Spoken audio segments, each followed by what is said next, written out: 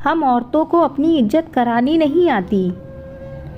थकी हुई आरती ने बस घर में कदम रखा था, उतने में बेटा रोहित जोर से चिल्लाकर बोला, मम्मी तुम्हें पता है ना मुझे पालक की सब्जी अच्छी नहीं लगती, फिर भी तुमने और कुछ भी बनाकर क्यों नहीं रखा मेरे लिए? बड़े जोरों की भूख लगी है। तुमने फल भी कुछ लाकर नहीं रखे। एक तो कॉलेज में सर ने खूब पकाया और घर आया तो कुछ खाने को भी नहीं। उतने में बेटी तन्वी भी बाहर आई और बोली, हाँ ना भैया, आज का दिन ही खराब है। ट्यूशन में टेस्ट था, वो भी अच्छा नहीं गया और मम्मी ने मेरे लिए सलाद भी बनाकर नहीं रखा। तुमसे एक काम भी ढंग से नहीं होता। रोहित भी तन्वी के हाँ में हाँ मिला रहा था। पापा भी यही कहते हैं कि तुम्हारी मम्मी किसी काम की नहीं, एक काम ठीक ढंग से नहीं करती, और जो कोई कसर बाकी था वो उनकी दादी ने पूरी कर दी। हाँ बच्चों, मेरा बेटा कभी गलत नहीं बोल सकता। दो तो बच्चे हैं, उनका भी ठीक ढंग से ध्यान नहीं रख पाती। कितने दिनों से कह रही हूँ कि मेरे पैरों में दर्द है, मेरा चश्मा टूट गया है, पर इसने ये काम भी पूरे नहीं किए। सुबह की बाजार गई हुई, अब आई है। तू उड़ा पैसे। मेरा बेटा रात दिन मेहनत करता है और तू शॉपिंग करते नहीं थकती। दोनों बच्चे हंसने लगे। ये सुनकर आरती को गुस्सा तो आता है, पर कुछ बोलकर वो अपना मूड खराब नहीं करना चाहती थी। वो किचन में गई और पानी पीकर थैली में से फल निकालकर बाहर टेबल पर रख दिए। पर्स में से चश्मा और घुटने के लिए तेल लाकर सास को दे दिए और सब्जियां निकालकर उनका सलाद बनाकर तन्वी को देकर अपने कमरे में चली गई। थोड़ा कुछ कहो तो तुम्हारी माँ मुंह फुलाकर बैठ जाती है।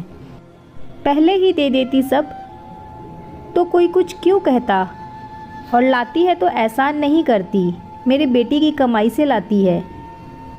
अब तक आप लोगों को समझ ही आ गया होगा कि आरती के इस घर में क्या जगह है, एक पंचिंग बैग की तरह।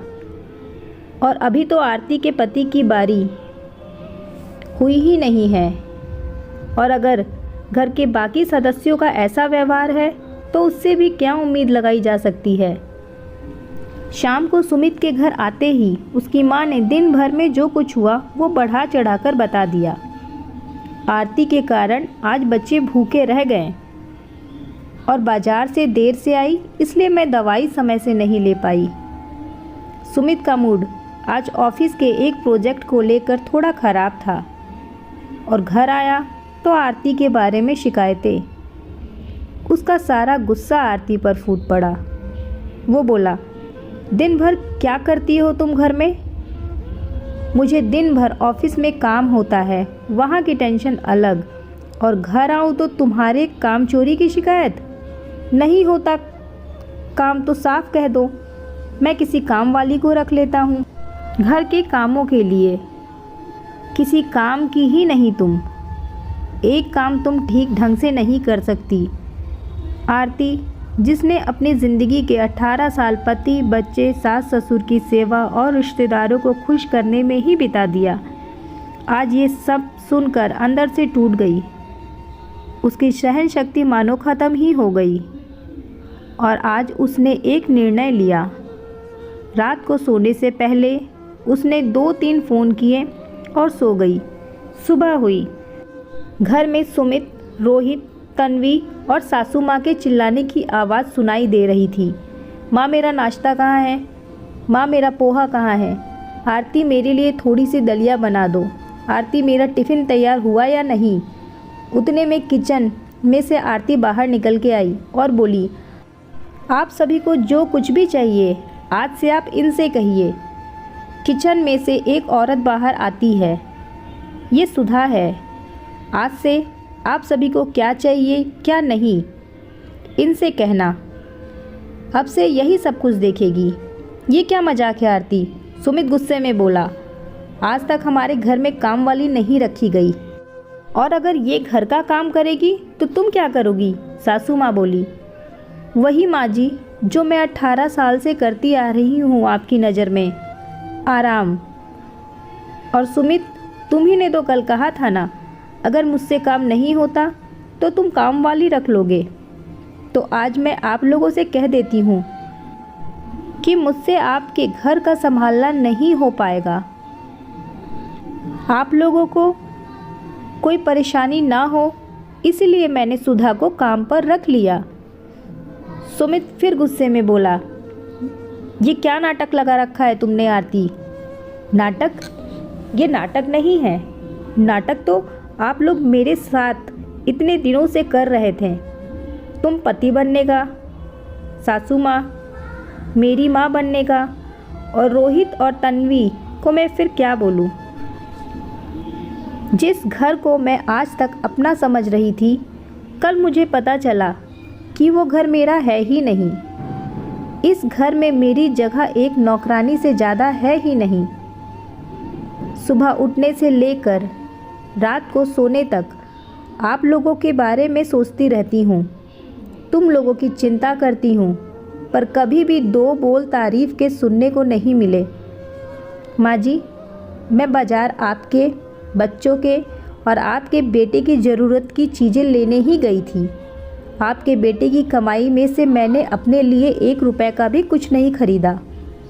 थक हार के घर आई तो 1 गिलास पानी देने वाला भी कोई नहीं था। उल्टा सब मुझे ही सुनाने लगे। रोहन के कॉलेज में कुछ हुआ तो उसने मुझे ही सुनाया। तन्वी का ट्यूशन में टेस्ट खराब गया तो उसमें भी मेरा ही दोष है। सुमित के ऑफिस में कुछ हुआ तो वो भी सब मेरे ही कारण। और माँ जी, आप तो पता नहीं कौन से जन्म का बदला लिए जा रही हैं। मेरी हालात तो एक पंचिंग बैग जैसी हो गई है।